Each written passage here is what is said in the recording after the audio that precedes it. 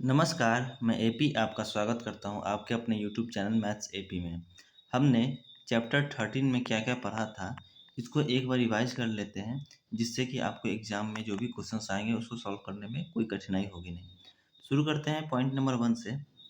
Very large numbers are difficult to read. बड़ी-बड़ी संख्याएँ जो होती हैं उनको पढ़ना मुश्किल होता है, उनको समझना मुश्किल होता है और उनको कंपेयर करना भी मुश्किल होता है, उनके ऊपर ऑपरेशंस करना भी मुश्किल होता है। ऑपरेशंस करने का मतलब है गुणा करना, डिवाइड देना, भाग करना। डिवाइड का मतलब भाग ही होता है, घटाना और जोड़ना। To make all this easier, ये सब चीज़ें हमें ईज़ी करने के लिए हम क्या चीज़ पढ़ते हैं? एक्सपोनेंट पढ़ते हैं। वी यूज़ एक्सपोनेंट, एक्सपोनेंट का यूज़ करते हैं। Converting many of the large numbers in A shortened form. जैसे कि मान लीजिए कि पहले ही जब हम चलते हैं पहले वाले टॉपिक पे, अच्छे से समझेंगे हम लोग, मज़ा आ जाएगा, कोई दिक्कत नहीं होगी। कहीं भी दिक्कत होगी तो आप कमेंट सेक्शन है ही अपना, उसमें पूछ लीजिएगा। जैसे कि पहले में ही था, मैंने बोला था आप इसको पढ़ने के लिए, तो आप नहीं पढ़े थे, आपने इतना पढ़ा था। जैसे कि इतनी सारी है, जो मास ऑफ अर्थ है, क्योंकि इतनी बड़ी अर्थ है तो उसका मास भी ज़्यादा होगा, इतना है। तो इसी चीज़ को कन्वर्ट करने के लिए, इसको शॉर्टेस्ट फॉर्म में लिखने के लिए हम लोग एक्सपोनेंट का यूज़ करते हैं। और चैप्टर का नाम क्या है? Exponent and power. ये सभी चीज़ हमने पढ़ लिया है इसी चैनल पे। देखिए, अब इसको हम कन्वर्ट कैसे करते थे? हम क्या लिखते थे? 5, 9, 7 जीरो कितने बार जीरो है? जीरो काउंट करते थे। 1, 2, 3, 4, 5, 6, 7, 8, 9, 10, 11, 12, 13, 14, 15, 16, 17, 18, 19, 20, 21, 22। 22 जीरो है। 22 जीरो है ना? हाँ, 22 जीरो हैं।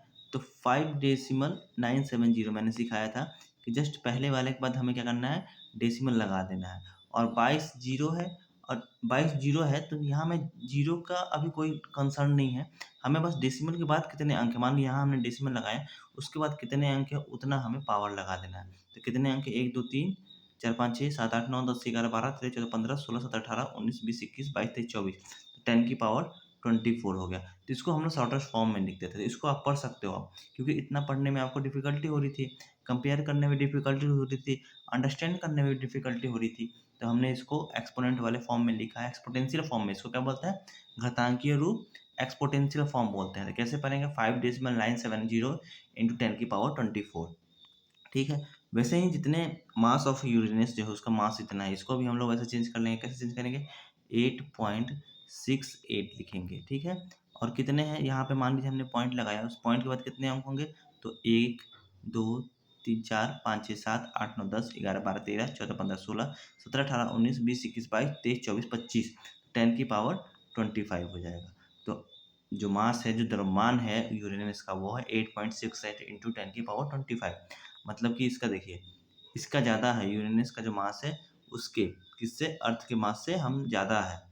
तो हमने यहाँ पे कंपेयर भी कर लिया, इससे हमारा ईज़ी हो गया, ठीक है? तो हम कैसे एक्सपोनेंट का यूज़ करते हैं, किस लिए यूज़ करते हैं, इसका मैंने ज़िक्र किया है। फिर चलते हैं पॉइंट नंबर 2 पे। स्लाइड थोड़ी ज़्यादा लंबी है, स्लाइड नहीं दिखाएँ तो ये पूरी बुक ही मैंने इसमें कॉपी पेस्ट कर रखी है। अब देखिए यहाँ पे हमने, अब क्या है, दूसरा पॉइंट है, the following are exponential form of some numbers. कुछ नंबर्स दिए गए हैं, उसका एक्सपोनेंशियल फॉर्म दिया गया है। 10,000 का एक्सपोनेंशियल फॉर्म क्या होगा? 10 की पावर 4। अब देखिए 10 की पावर 4 को जब एक्सपेंडेड फॉर्म में करेंगे, जब विस्तारित रूप में करिएगा, 10 की पावर 4 का मतलब है कि 10 जो है अपने आप में 10 बार मल्टीप्लाई हुआ है। 10 बार मल्टीप्लाई हुआ, सॉरी 4 बार मल्टीप्लाई हुआ है। 10 की पावर 4 का मतलब 10 जो है वो अपने आप में 4 बार मल्टीप्लाई हुआ है। तो इसको जब मल्टीप्लाई कीजिएगा तो इसकी वैल्यू कितनी आ जाएगी? 10,000 आ जाएगी, ठीक है? चलिए, कैसे 10,000 आई है? इसमें कितना जीरो है? 1 जीरो, 2 जीरो, 3 जीरो, 4 जीरो, तो 1 पे 4 जीरो हमने लिया है। अब देखिए, मान लीजिए कि 10 की पावर 5 है, इसका एक्सपेंडेड फॉर्म क्या होगा? तो इस पे हमें 5 जीरो लगा देना है, ठीक है? 10 की पावर 6 है, तो मतलब कि इस पे हमें 6 जीरो लगाने हैं, ठीक है? 10 की पावर 7 है, मतलब कि एक पे हमें 7 जीरो लगा देना है। समझ गए ना क्या मैं कहना चाह रहा हूँ? वैसे 243 है, इसको हमें एक्सपोनेंशियल फॉर्म में करना है। तो ये सब चीज़ों का हम क्या करते थे, जब इसकी, देखिए 10,000 है, 100 है, 10 है, 10,000 है, 1,000 है, 1,00,000 है, 10,00,000 है, उसका तो हम ऐसे सिंपली कर सकते हैं। लेकिन इसका हमें प्राइम फैक्टराइज़ेशन करना पड़ेगा। प्राइम फैक्टराइज़ेशन के लिए हम क्या करेंगे? प्राइम नंबर से इसको डिवाइड देंगे। प्राइम नंबर ये 2 से तो कटेगा नहीं, क्योंकि 2 भी एक प्राइम नंबर है। 2 एक सम संख्या है, लेकिन वो अभाज्य संख्या है। यहाँ 3 से काटेंगे तो ये 8 81 हो गया, फिर 3 से काटा तो 27 हो गया, फिर 3 से काटेंगे मेरे भाई तो 9 हो जाएगा, फिर 3, ये 3 हो जाएगा। कितनी बार 3 आया है एक बार काउंट कर लेते हैं।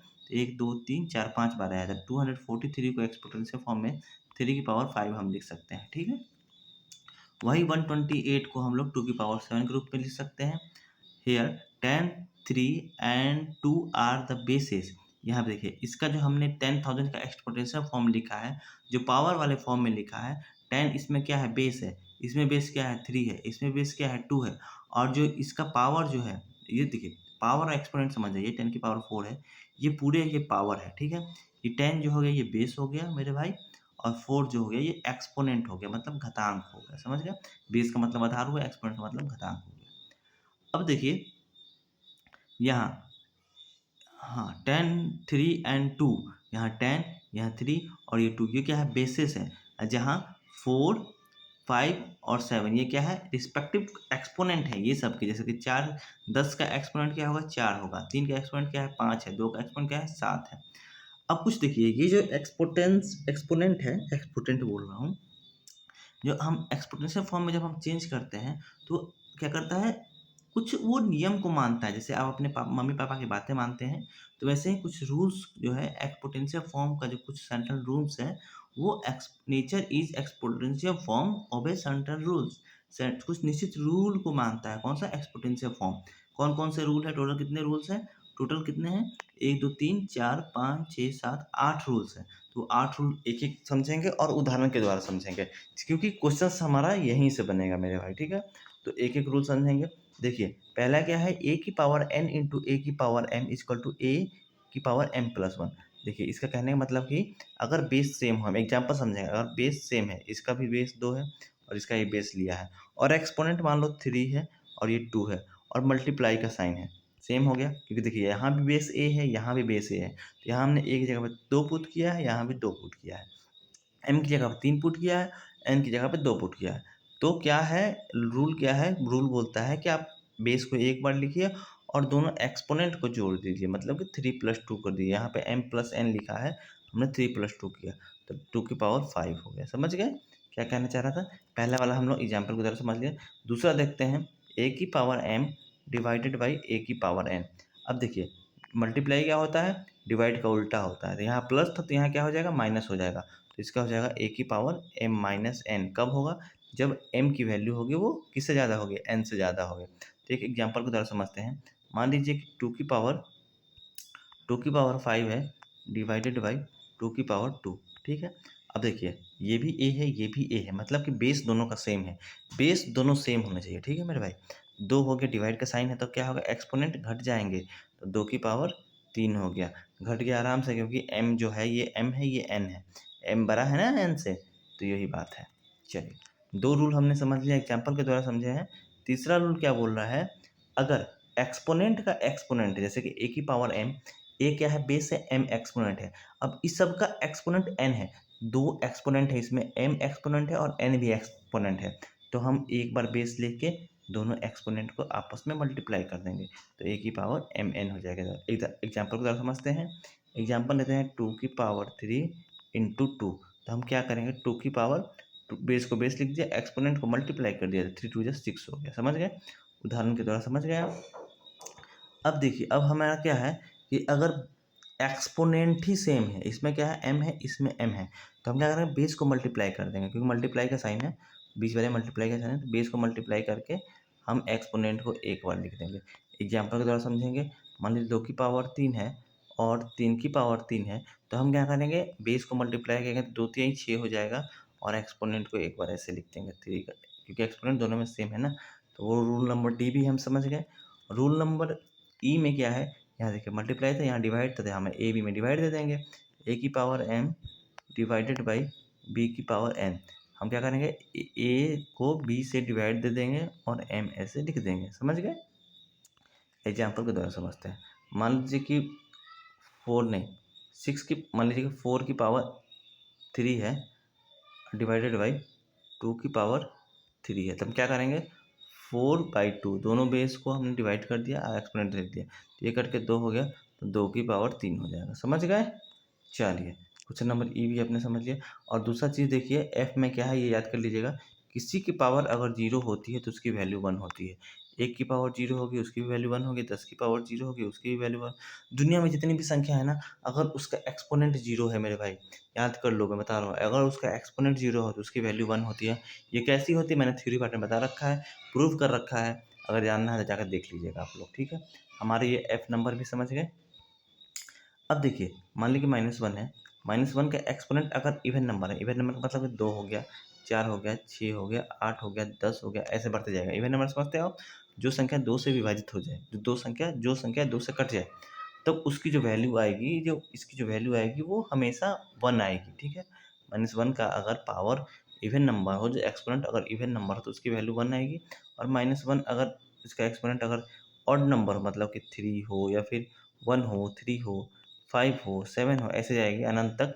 अगर वो ऑड नंबर है तो उसकी वैल्यू -1 आएगी, समझ गए। अब वो कैसी आती है मैं उसको आप एक बार आपको समझा देता हूँ। देखिए -1 इवन नंबर 2 है, तो मतलब -1 को -1 से मल्टीप्लाई किया गया है। अब देखिए माइनस माइनस क्या होता है, प्लस होता है, तो +1 आ गया, ठीक है। एक बार और एग्जांपल लेते हैं, ऑड इवन नंबर वाला। -1 की पावर मान लो 4 है, तो मतलब -1 अपने आप से 4 बार मल्टीप्लाई हुआ है। -1 इंटू -1 इंटू -1 इंटू -1, 4 बार हो गया। अब देखिए माइनस, ये माइनस प्लस हो गया, और ये माइनस माइनस प्लस हो गया, प्लस प्लस प्लस हो गए, तो प्लस में ही आंसर आया है 1। अब हम समझ गए, अगर -1 की पावर अगर इवन नंबर हो, अगर एक्सपोनेंट इवन नंबर हो, तो उसकी वैल्यू 1 आएगी, पॉजिटिव में आएगी। अगर -1 की पावर अगर ऑड नंबर हो, तो उसकी वैल्यू नेगेटिव में आएगी, मतलब -1 आएगी। ऑड नंबर वाला एग्जांपल लेते हैं, -1 की पावर अगर 3 है, क्योंकि 3 क्या है, ऑड नंबर है, तो -1 इंटू -1 इंटू -1 इंटू कितना हो गया, ये माइनस माइनस प्लस 1 हो गया, इंटू -1। तो माइनस प्लस प्लस माइनस क्या होता है, माइनस होता है, -1। ये आपने क्लास 6 में इंटीजर्स वाले चैप्टर में पढ़ा था कि प्लस माइनस माइनस होता है, माइनस माइनस प्लस होता है। ये भी चीज़ मैंने प्रूव करके आपको बताया है। इंटरेस्टेड हो तो जाकर सीख सकते हो, इसी क्लास में बताया होगा इंटीजर्स वाले चैप्टर में, ठीक है। चलिए, यहाँ हमारा हमने जो चीज़ भी पढ़ा था एक्सपोनेंट एंड पावर वाले चैप्टर में, हमने इसको एक बार डिस्कस कर लिया है। ये चीज़ आप लोग कंठस्थ कर लीजिएगा, कंठस्थ के साथ साथ समझ भी लीजिएगा कि ये कैसे हो रहा है। ये सब थ्योरी के साथ मैंने प्रूव किया हूँ कि अगर a की पावर m है, मल्टीप्लाई का साइन है, और a की पावर n है, तो a की पावर m प्लस n क्यों होता है, ये भी मैंने बताया, ठीक है। क्योंकि हम यहाँ रिवाइज कर रहे हैं, इसलिए मैं इसको लेक्चर को लेंदी नहीं बना रहा हूँ। तो कृपया बातों को समझिए, अपना सपोर्ट कीजिए। वीडियो अच्छा तो वीडियो को लाइक कर दीजिएगा, चैनल सब्सक्राइब कर दीजिएगा, और कहीं भी आपको गलती लगता है कि नहीं ये यहाँ गलती बताया गया है, तो प्लीज़ कमेंट सेक्शन में ज़रूर बताइएगा। थैंक यू, अच्छा लगा, बाय बाय, टेक केयर। मिलते हैं आपसे चैप्टर नंबर 14 के साथ, देखते हैं चैप्टर नंबर 14 में क्या है। तब तक अपना ध्यान रखिए, खूब पढ़ाई कीजिए, खूब खेलिए, खूब खाइए, और खूब सोइए भी, ठीक है। और खूब दोस्तों से बात कीजिए, पढ़ाई के समय में पढ़ाई कीजिए, खेलने के समय में खेलिए। Bye, take care.